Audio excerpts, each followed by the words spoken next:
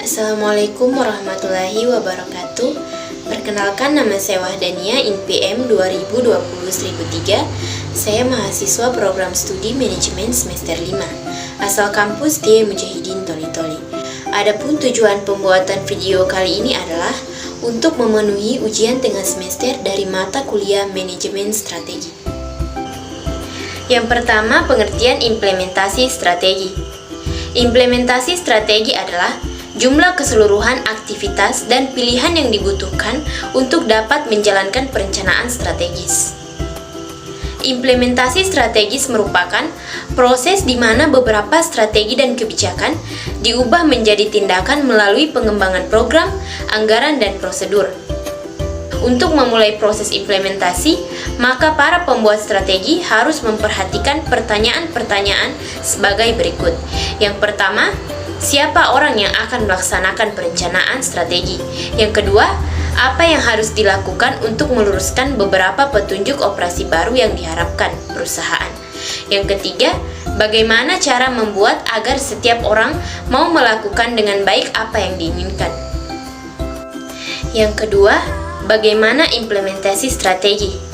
Menurut Morton pada tahun 1996 mengatakan bahwa ada keterikatan yang saling menunjang antara struktur organisasi dan budaya perusahaan, teknologi, peran individu, struktur organisasi, dan proses manajemen yang dipengaruhi oleh lingkungan sosioekonomi eksternal dan lingkungan teknologi eksternal dalam metodologi pembentukan strategi formulasi. Untuk itu, ada beberapa langkah yang perlu dilakukan perusahaan sebagai berikut.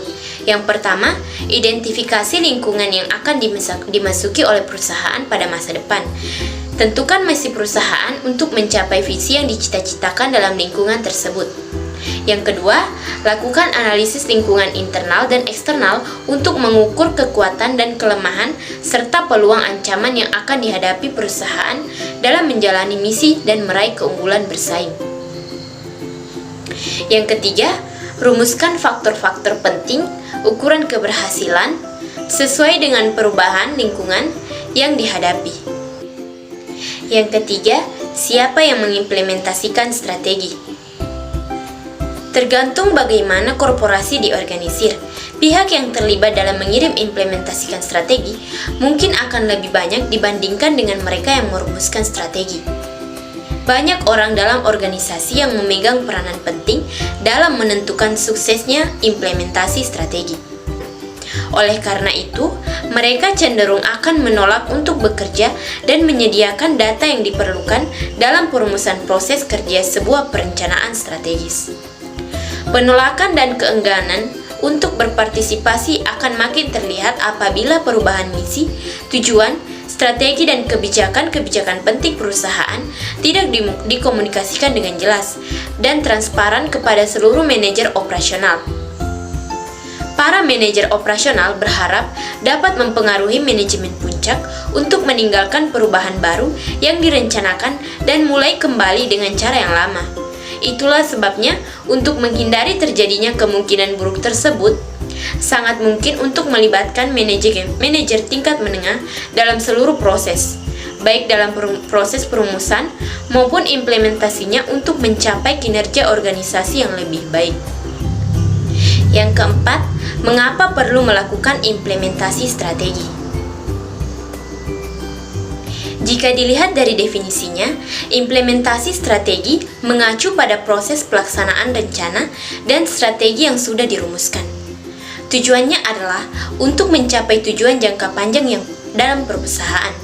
Proses ini mengubah strategi yang sudah dirancang menjadi aksi dan tindakan nyata untuk mencapai tujuan. Yang kelima, apa contoh implementasi strategi dalam bisnis? Untuk lebih memahami bagaimana prosesnya, di sini saya mengambil contoh bisnis catering makanan sehat online yang belakangan semakin menjamur, yang menggunakan metode analisis SWOT. Yang pertama adalah strength atau kekuatan. Apa yang menjadi kekuatan dari bisnis ini? Di tengah pandemi, gaya hidup sehat termasuk makanan yang bergizi menjadi sebuah kebutuhan. Namun di tengah kesibukan bekerja, cara mudah untuk mendapatkannya adalah dengan menggunakan layanan catering. Dengan memesan secara online, siapapun bisa menikmati makanan sehat di rumahnya. Yang kedua, weakness. Apa yang menjadi kelemahan bisnis ini?